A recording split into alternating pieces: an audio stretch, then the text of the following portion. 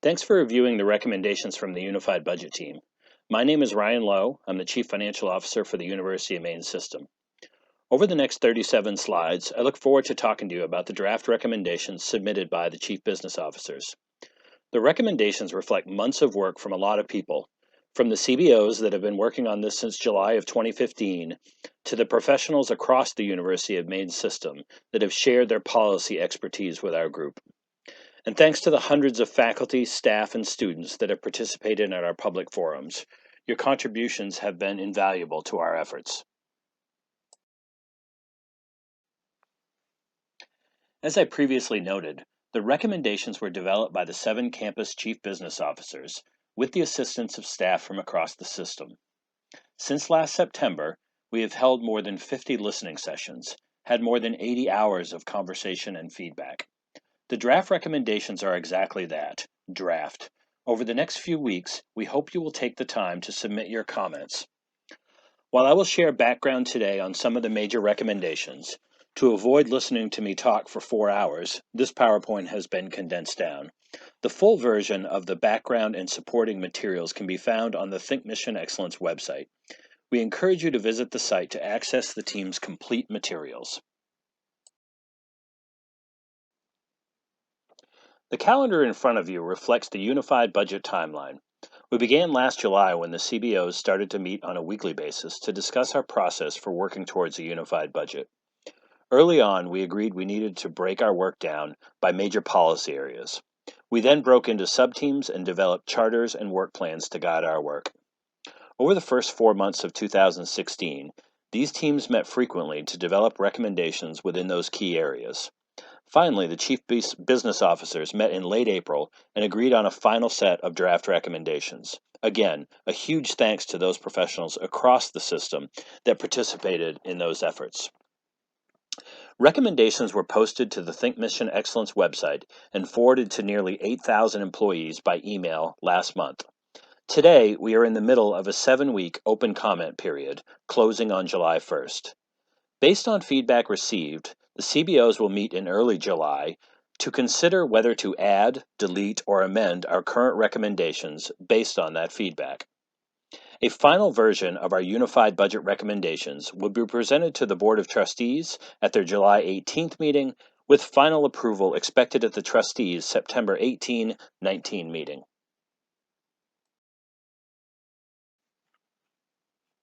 With so many change initiatives occurring across the system, in addition to the regular reoccurring activities within the academic schedule, the Chief Business Officers felt it was important to provide a comprehensive view of all of the activities and initiatives that impact budget development at the campus or system level. We expect to continue to build out this calendar as we move forward as a planning tool to guide our budget work. As previously noted, the Chief Business Officers divided their unified budget work into 5 key areas: tuition and fees, the state allocation model, including outcomes-based funding, institutional aid and waivers, or financial aid, reserves, and finally, capital project funding. In the interest of time, we'll only focus on a limited number of those recommendations today. I would encourage you to consult the Think Mission Excellence website for full details on each of our recommendations. The tuition and fees team was charged with analyzing options and making recommendations on policy and rate-setting elements of tuition and fees.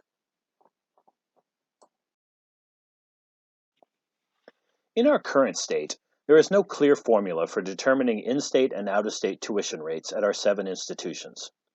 The Chief Business Officers feel that establishing a consistent rate structure across the University of Maine system is the right direction to move in. Over the next 3 slides, you will see the team's recommendations for how we would propose structuring those rates. You will see that the team has proposed 3 levels of tuition and grouped campuses by those levels. We will show the impact for in-state, out-of-state, and NEBI students. Our recommendations represent a starting point for this conversation. We have already heard from lots of folks with feedback, some supportive, some not, and others have provided valuable suggestions for alternative levels and campus groupings. We hope you will also take advantage of this opportunity to provide your feedback as well. This slide shows the pricing structure for in-state students as recommended by the Chief Business Officers. As you can see, the grouping of campuses are largely based on the current pricing levels. Within individual levels with multiple campuses, the team has recommended moving to the highest tuition level within that band. The end result is 3 pricing levels for in-state students versus the 6 that currently exist today. Compared to the last slide, there is much more suggested movement on the out-of-state side. While the bands remain the same, the dollar shifts are much more dramatic. Because out-of-state pricing on the ground is heavily impacted by tuition discounting, the team is working to determine what the real impact will be on out-of-state students. For example, the dramatic reduction in out-of-state tuition at Machias can potentially be mitigated by reducing the out-of-state financial aid budget by an equivalent amount, not only eliminating the financial impact, but creating a potential opportunity to recruit more out-of-state students and putting the campus pricing at par with the University of Maine at Fort Kent and the University of Maine at Presque Isle. Based on the valuable feedback that we've already received, the team is continuing to refine its work as it relates to out-of-state students. The NEBI rate, or New England Board of Higher Education rate, has consistently been set at 150% of the in-state rate. For fiscal year 17, that rate was changed to 155% across the University of Maine system. This slide reflects those rates.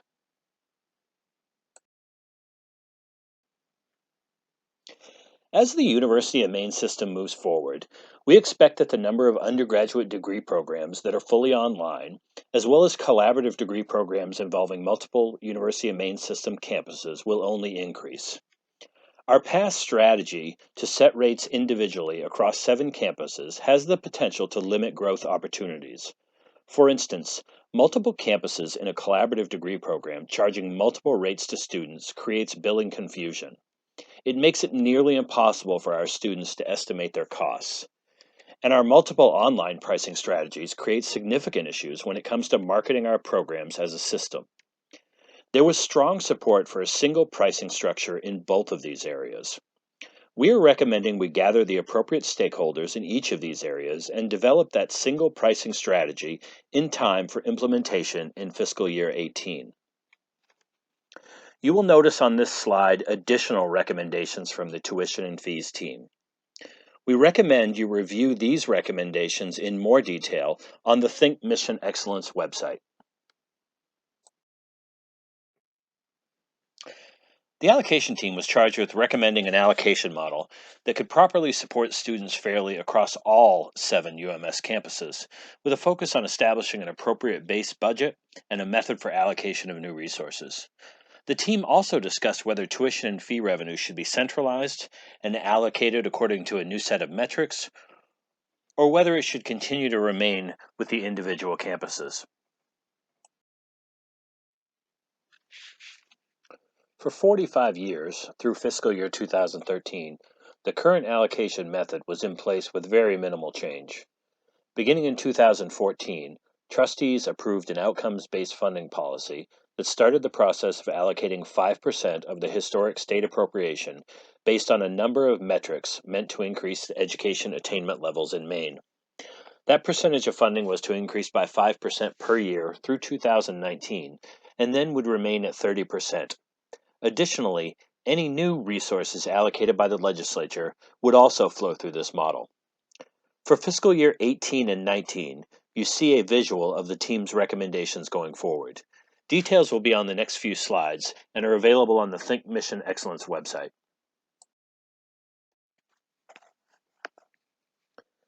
As you can see from the graph on the prior slide, the team is recommending the University of Maine system move to implement the full 30% allocation recommendation 1 year earlier than called for in the current policy. This would move the system to 20% funding in fiscal year 17 to 30% funding in fiscal year 18.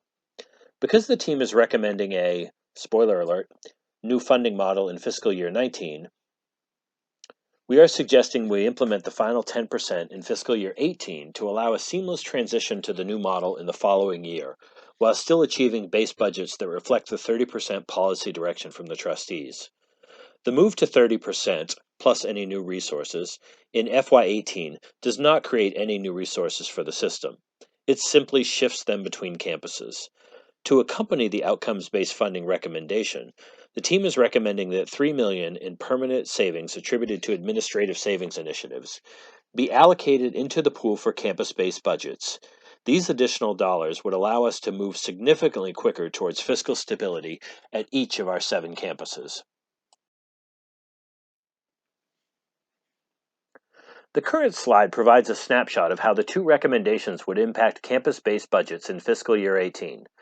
Fiscal year 19 and 20 adjustments are on the 2 slides that follow. For the line labeled OBF adjustment, you will see the impact of the additional 10% OBF allocation in fiscal year 18. Please note that these numbers are subject to change based on a more current OBF calculations and other shifts in legislative appropriation. Because the original policy would have been a 5% jump, the true fiscal impact of the recommendation can be determined by cutting the numbers in that line in half. In fiscal year 17, trustees used $3 million in one-time dollars to support the University of Maine at Fort Kent, the University of Maine at Presque Isle, and the University of Maine at Machias in balancing their budgets. The proposed permanent reallocation of those dollars into campus-based budgets is shown on the slide. The team is recommending $500,000 in additional one-time support at the University of Maine at Presque Isle in fiscal year 18, phasing out to zero by fiscal year 2020. This slide shows the FY19 impact of the recommendations. The outcomes-based funding line is unchanged since we are at the Board of Trustee target of 30%. It's worth noting that without any recommended changes from the Chief Business Officers to the OBF schedule, the impacts shown on this slide would be exactly the same today. Fiscal year 19 was the original target date for the 30%. In FY19, the team is recommending $250,000 in one-time support at the University of Maine at Presque Isle. The remaining $250,000 is allocated to the University of Maine at Augusta, the University of Maine at Farmington, and the University of Southern Maine, as shown on the chart. This slide shows the fiscal year 2020 impact of the proposed recommendations. In fiscal year 20, the team is recommending no one-time support. The remaining $250,000 is allocated to the University of Maine at Augusta, the University of Maine at Farmington, and the University of Southern Maine, as shown on the chart. Beginning in fiscal year 19, the team is recommending that the University of Maine system move to a new allocation model. Any new funding for campus-based budgets would flow through the model. A sample of the type of metrics the team is considering appear on the next slide. If approved, the Chief Business Officers would work with key stakeholders to build out the model for implementation in fiscal year 2019. This slide includes some of the sample metrics the team is considering. It's important to note that these metrics may or may not appear in a final version. The team is already looking at metrics that may be more relevant to the University of Maine system. Recommendations for implementation appear on the next few slides. Beginning in fiscal year 19, the new funding model will produce an expected state share of appropriation for each campus budget. For example, the model might suggest that Campus A should be receiving $25 million a year in state appropriation. We'll have similar calculations for each campus across the University of Maine system and compare that to actual or current appropriations. We'll use both of these data points, the amount of funding received divided by the recommended amount, to determine a funding ratio at each campus. As new state dollars are appropriated to the system, they will first be allocated to those campuses with the lowest funding ratios. Parity is achieved when the state funding for each campus is at the same percentage of the recommended funding levels. The next 3 slides will illustrate how funding might play out over several years. As previously mentioned, we will compare the actual funding received versus the funding levels recommended in the model at each of our campuses. The current slide shows what those data points might look like across 7 campuses, using hypothetical numbers.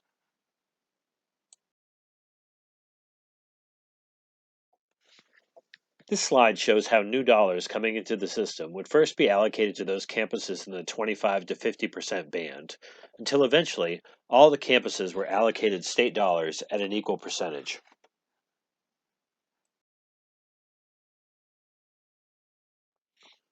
In this example, each of the campuses are funded at 75% of the recommended funding level.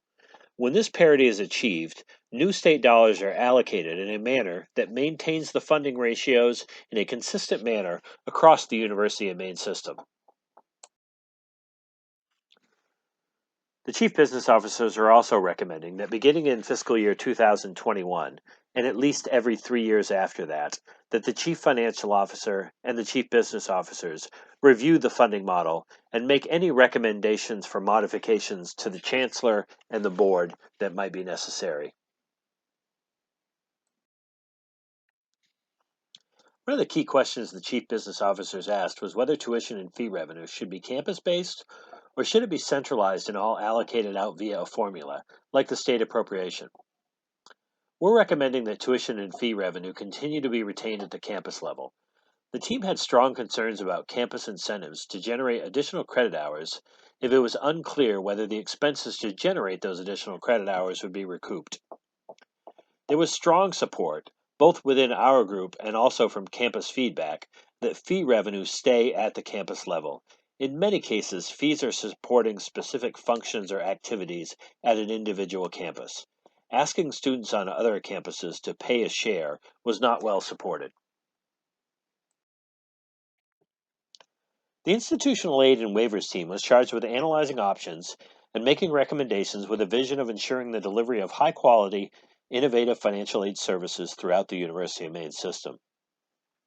Key areas of focus included whether student financial aid should be combined and administered centrally or continue to be administered at the campus level.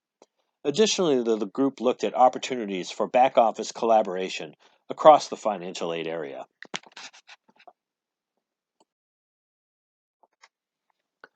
I'll touch on just a few of the recommendations from the institutional aid team.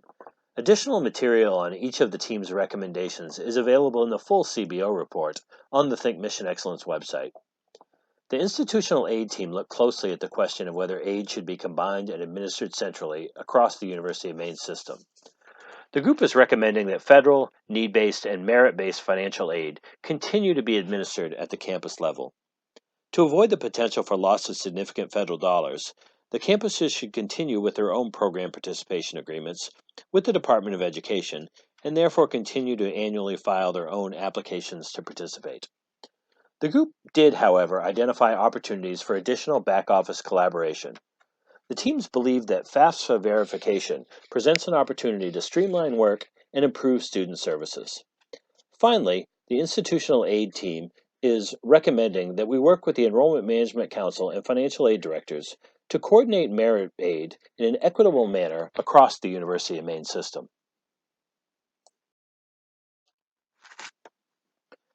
The institutional aid team is also recommending additional work in the areas of marketing, financial aid funding gaps, and tuition discounting.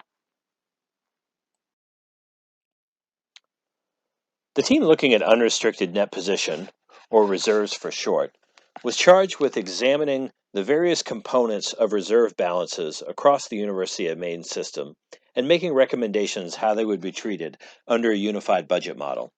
Additionally, they looked at the issue of balances that existed at the date the unified budget was fully implemented, as well as how to treat future year surpluses, and recommended the policies regarding year-end reserve balances. In addition to the recommendations included in the report, one of the stated goals of the group was to help educate the campus community about the various components of unrestricted net position and to provide greater transparency into the composition and use of reserve funds. In the full report, you'll find extensive background information that provides valuable context to the team's recommendations. There was strong support from the CBOs and in the campus feedback that existing balances of reserves at the campus level would be retained there after fiscal year 18. In many cases, these balances are funds saved over multiple years for large equipment purchases or facility renovations. The CBOs are also recommending a policy that each campus maintain a reserve balance equal to 10% of their education and general spending. The team is recommending that any campus that has achieved the 10% threshold would contribute 10% of future annual surpluses to a central operating reserve. Those funds would be used to build up the balances at campuses below 10%. 90% would continue to be retained by the campus. When combined with the changes recommended in the allocation section, campuses should be able to build up funding to deal with emergency issues. This slide shows a sample flowchart for contributions to the Unified Reserve Fund.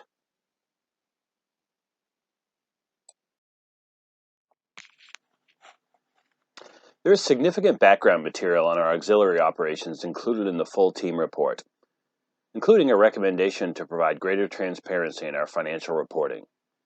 While there is some cross-campus collaboration in auxiliaries, the CBOs see this as an area that presents additional opportunities. We are recommending we form a subgroup to review auxiliary operations across UMS with a focus on the consistency of policy and practices, in addition to the development and implementation of business plans across the system. The Capital Budgeting and Planning Team was charged with recommending a process and timeline for capital budgeting, while still keeping the core mission of the university and student success as guiding principles. The team looked at an enterprise-wide process to prioritize capital investment, a process to consider the full spectrum of capital needs and investments, while still allowing the flexibility for campuses to deal with unanticipated projects. The first recommendation from the Capital Budgeting and Planning Team was to formalize one-year capital plans into the annual budget process. The development of 1- and 5-year capital plans was a recommendation from the Facilities Administrative Review. Those plans have provided greater insight into the capital budgeting process at the campus level, outlining proposed projects across UMS by category and campus. This process was used for the first time during the FY17 budget presentations and now will become a part of the annual budget process. Funding for facilities projects have been a challenge during difficult budget times, although campuses have gradually increased resources through funded depreciation, state bonds, and other means. For Fiscal Year 18, the CBOs are recommending consideration of a student facility fee that would generate additional resources for facilities improvements. Possible options for that recommendation are included on the next slide. There are many ways to structure a student facility fee, either based on credit hours or as a flat fee. The slide in front of you shows the proposed fee at 3 different levels. Most of the CBO discussion focused on a $5 per credit hour fee, with all of the revenue remaining at the campus level for facility improvements. During our early window for comments, several people have suggested the group look at a flat fee to avoid creating an incentive to take fewer classes. Others have expressed concern about a fee at any level. We hope you will take the time to provide your feedback on this important issue.